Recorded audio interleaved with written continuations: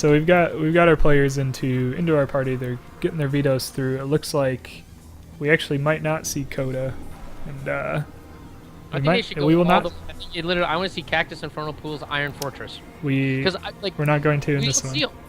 Well, you know what?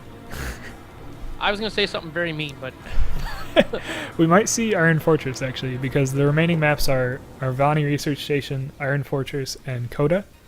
So we'll see. It looks like, or excuse me, not Coda, but Echo. And so Bales is choosing Echo to be the second map. Game Time chose Vani as the first. I'm just all over the place right now. it's okay. You can't speak either. You need a 5-second timeout yourself. I know. It's like I go to a break, but then I sit there and I do stuff for 3 minutes, and so I have no time to like chill out. Cool. No big deal though. We've got Vani Research Station, Echo, and Iron Fortress going to be seen by these two players. This Protoss versus Zerg match for our losers final. The loser of this one will be out of the tournament, ending up in 3rd place, but the winner of it will be able to go and face up against Moose Skills, who's waiting up there in the grand finals. So let us load up Vani Research Station. Going into create the game. There we go. So Bales and Game Time. I don't know if they've played each other yet. Wait, no. Game Time actually beat Bales earlier in the bracket. And now that I think of it, rematch. It's time for revenge. yeah. So we didn't see this yesterday. They didn't play this one on stream. But we saw Bales actually go down to Game Time. So Game Time took that first one 2-0. So we've got a revenge match between. I need to update. The struggle. So yeah, we'll see a bit of a revenge match between Game Time and Bales, and we'll see, who's actually able to pull this one out. So as you can see, we're into the lobby. Let me put people in the right places. There we go. And we are Bales referees. was playing as Terran. Oh, I was gonna say Bales was automatically set to Terran. I'm like, yeah, go, buddy. Give me the Terran. No, that's just what happens in the lobby. I've had that happen to me before, where I load in as Terran and I'm like, "Hello, I didn't mean to I do loaded this." into the ESL as random, and we didn't Yeah. notice until it was like below the 3-second timer, so we couldn't change it. And so I was like, "Oh, I'm so fracked." And then it loaded me in as Terran. I'm like, "There is a god." That's funny. Yeah, good old Battle.net lobbies. They're always Battle.net mysterious. 2.0 now with more bugs than ever. They do work in mysterious ways. Yeah, really jacked up mysterious ways. Like, by the way, where you load up and like you see the StarCraft loading screen, and then like switches to like CS:GO. You're like, what the hell? What happened? I don't know. Why am I playing confused. Heroes of the Storm all of a sudden? Shit. I could have sworn I chose Hearthstone. Anyway, Okay, we are into the game. Very cool. Let me get the right scene. There it is. oh, you know what? You're not player. Wait a minute. Are you player? I can't tell what player you are. I gotta. I don't know. Are you looking at the? Yeah. Are you looking at whatever? I'll I'm just. looking at yellow. Game time. There. Okay. Now it's moving without me touching anything. There we go. Magic. All right. So, is he looking? He's not looking for revenge. He's looking to have a repeat of his win over his opponent yesterday up in the winners bracket. But we have our yellow Zerg fighting for his life. He is Game Time. I guess not quite in this match, but this is an elimination match. And sitting up top, also facing elimination, we have our red Protoss. It's Bales. He's the one that's looking for that revenge against Game Time, who beat him earlier, just yesterday in the winners bracket. So maybe we'll see. Unfortunately, we didn't see the games, but maybe these players will have adaptations to each other to try and get a different result, at least out of Bales. In Game Time, maybe he's going to say, well, I can't use the same strategies that I used yesterday, because Bales already saw those, and these are both good players. They're not going to lose to the same thing twice very often. And one of the things is that in a ZVP, you can't do some of the cheeky things you can do with Protoss. I mean, you can still do things like cannon rushing, but because of the creep and the fact you can't build on it, it's difficult. You can't do the same things against Zerg as a Protoss that you could do against, say, a Terran or another Protoss. I even had someone in a PvP one time who matched his colors pretty close to what the other one was. So it was like light blue versus light violet, and so he actually had a pylon in his opponent's base like the entire game, and his opponent never noticed it. I was dumbstruck. And like literally, he could not figure out where the warpins were coming from. I'm like, anyway, he thought it was a warp prism. So like he sent an observer out, like looking out behind his map, looking for the warp prism that was warping these in. I'm like, dude, the pylon is the thing powering your cannon. That's what's doing it. So, but so there's certain things you can't really do here. But Protoss can be punished early if they don't have a proper wall off. And if you notice that it's Bales' main base, he does do the typical wall off up there. So he's got the forge, he's got a gateway, he's got a pylon. He can put a zealot or a sentry there to sort of wall off that ramp for any kind of early shenanigans. And he did watch the 10 pools that came out of these players earlier, so he knows that these players are capable of doing this and execute it really well. And he's not taking any chances this time around. So we do have a bit of a counter to this 3 hatch before pool. We've got a forge and then some, the threat of cannons coming down, but Game Time does respond properly, and Bales is thwarted in his, not really a cannon rush, but it's just a response to that 3 hatch before pool.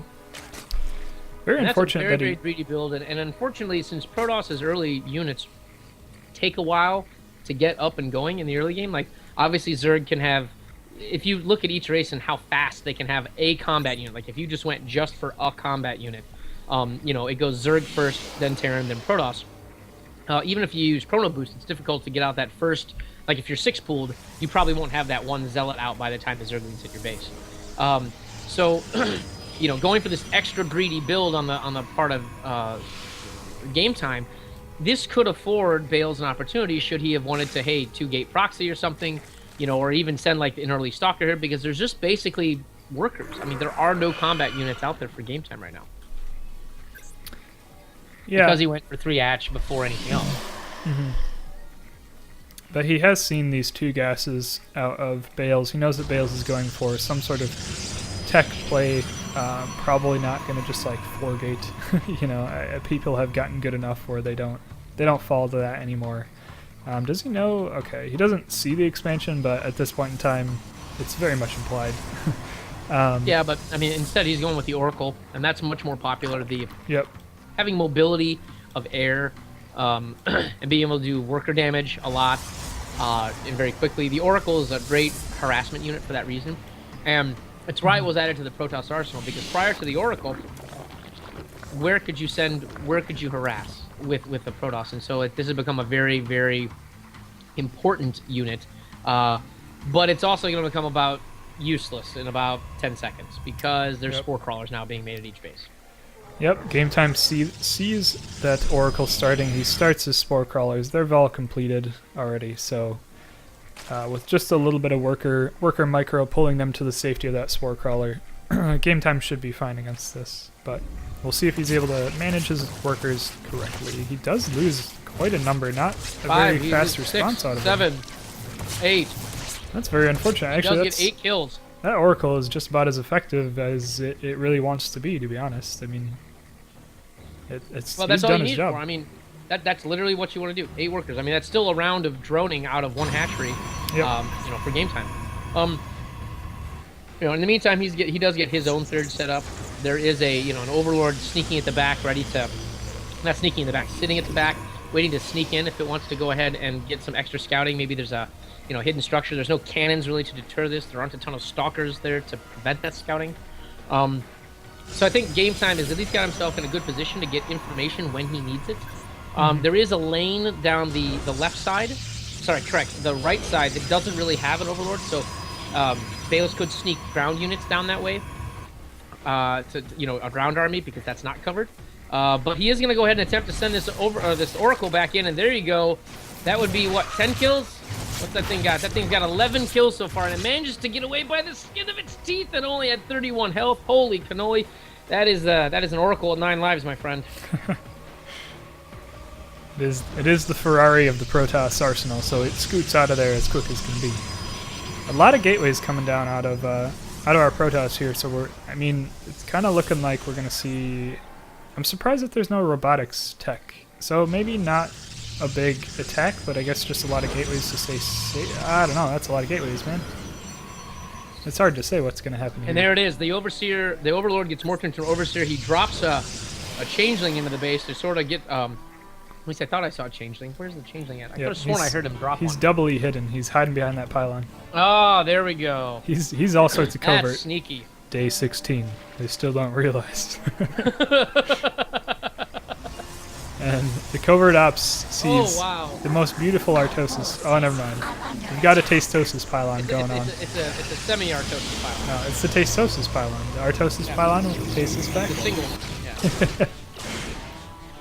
So I got a question. Like, I keep hearing that. Isn't that because he lost a tournament because he only had one pylon? Isn't that how that went? Yeah, there's been a couple instances of Artosis. I think there was a big one, yeah, where Artosis got a single pylon with...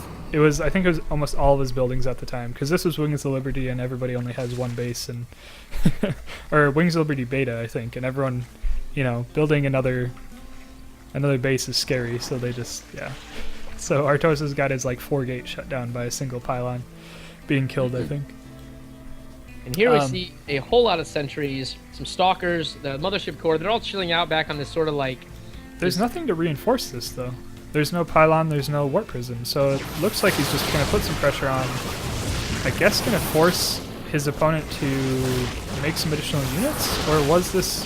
Oh, it's hard to say. I don't know. I mean, maybe he just knows, but that is a lot of force fields, guardian shields. I mean, the guardian shields stack up to 3, right? Is that the max? No, I don't think it stacks at all. Oh, I thought multiple guardian shields stacked. Nope, not that I know of. I'm surprised that he's not. Absolutely bonkers. Yeah, I think my cat just flipped her shit.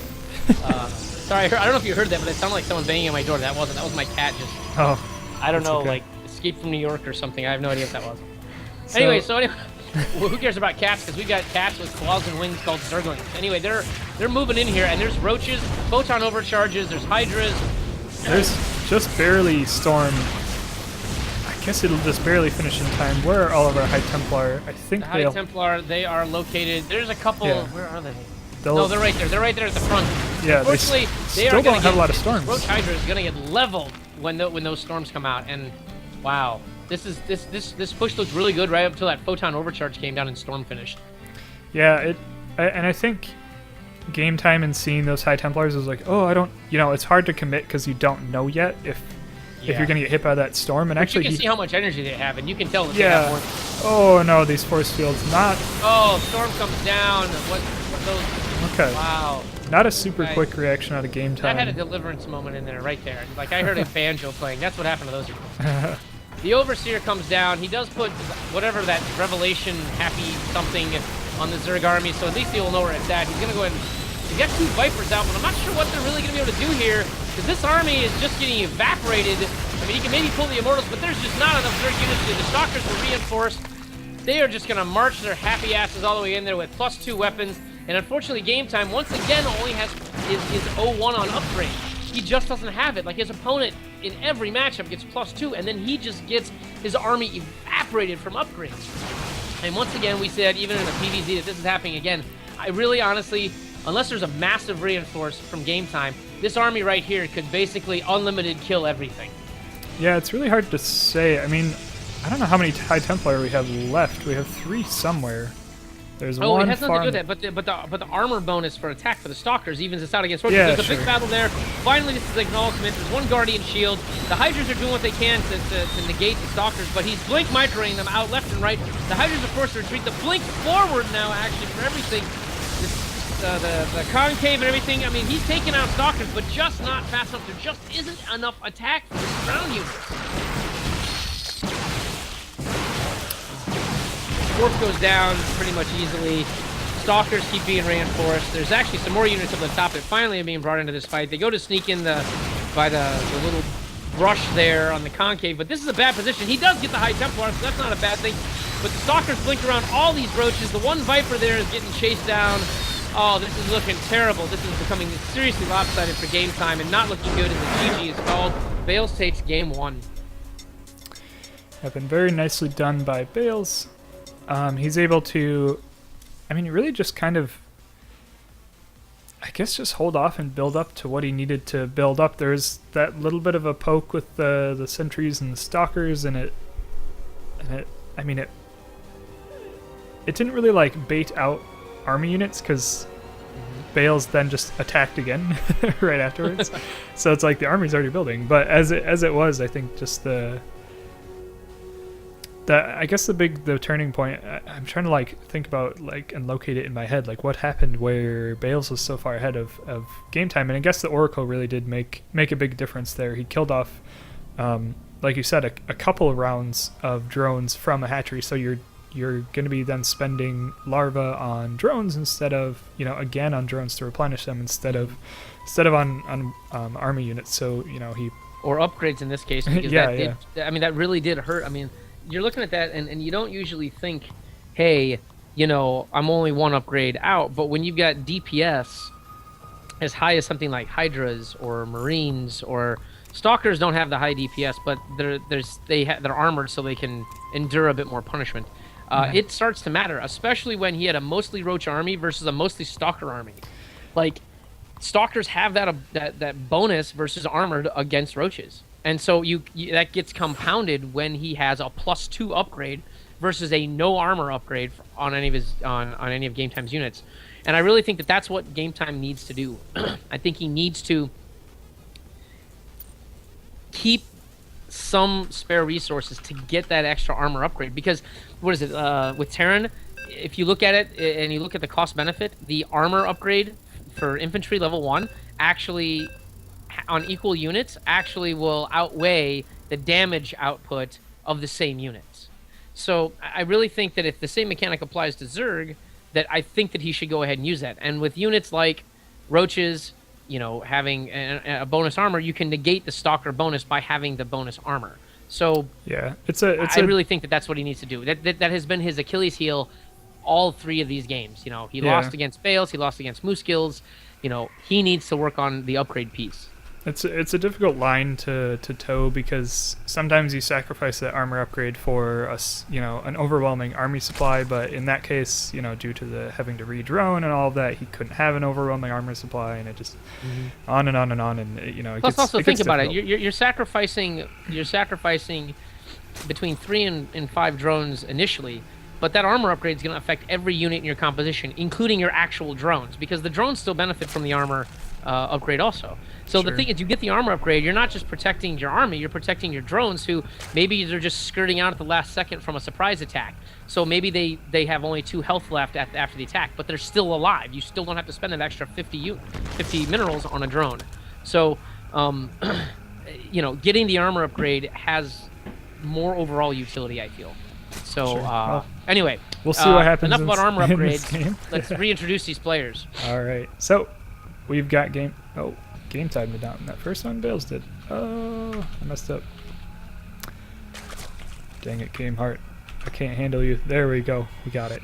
Okay. You didn't get to see my struggles, but yeah, I was struggling with the... I hear the clicky clacky on the keyboard.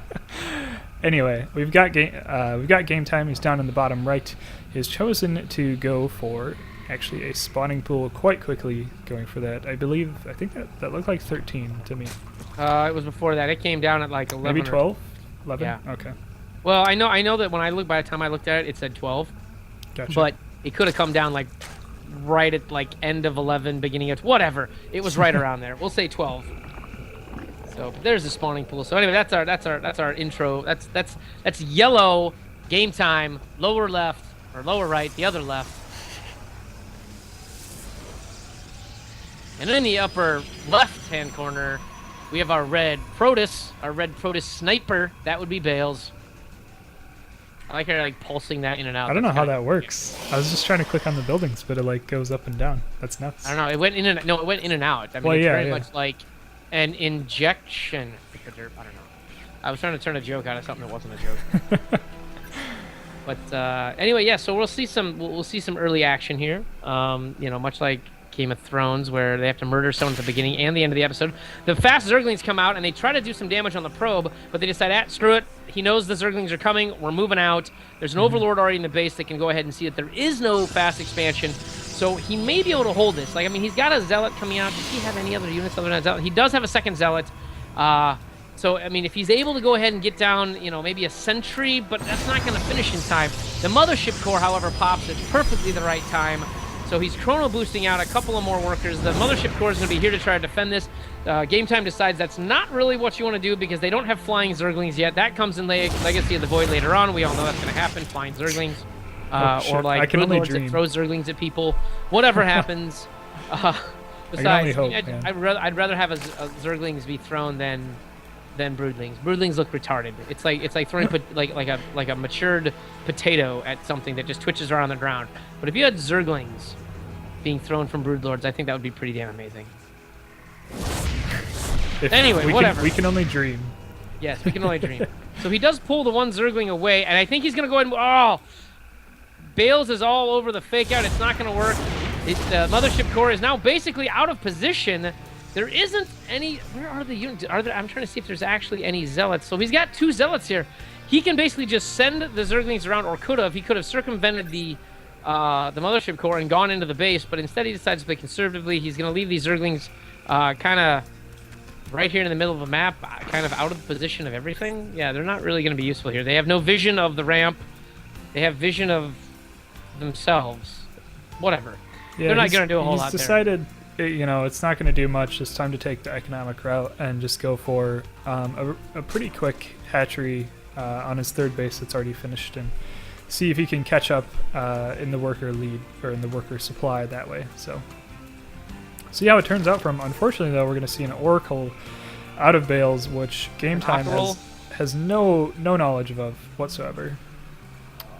The Ockerol is going to go ahead and do some damage. The Ockerol. Where is the Ockerol? Let me find where the Ockerol is at.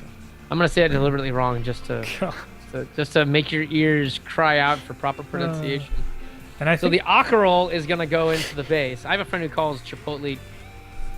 Instead of Chipotle, it's Chipotle, or like Tripoli or something. Like she tries to pronounce it like some famous like 1500s battle or something. I don't know. So I don't know. He's a little indecisive with the the Ockerol there, trying to like, I don't know, should I attack the queen? Yes, no. I'm bipolar. Yeah. I'm an Ockerol, not an Oracle.